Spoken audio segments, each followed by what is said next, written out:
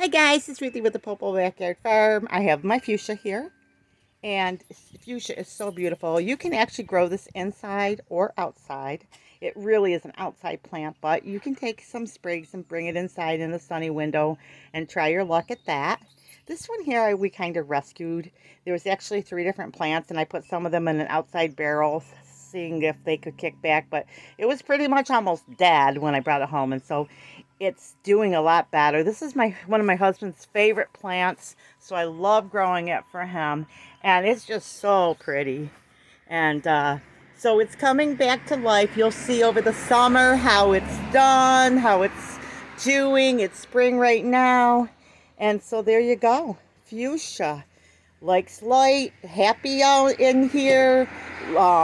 Water it good and just check to make sure it doesn't get too dried out, because you don't want it to die out. And I think what happened with this is I think that the garden center put it out way too early in the year. There was snow here in upstate New York and different things, and I think they just threw them all outside and it just couldn't take the cold. But as you can see, it's kicking back, and it's going to be a beautiful plant. By the end of the summer, I'm going to really be loving it and hoping to bring it in over the winter and seeing if I can keep it alive through the winter for next year. But we'll see.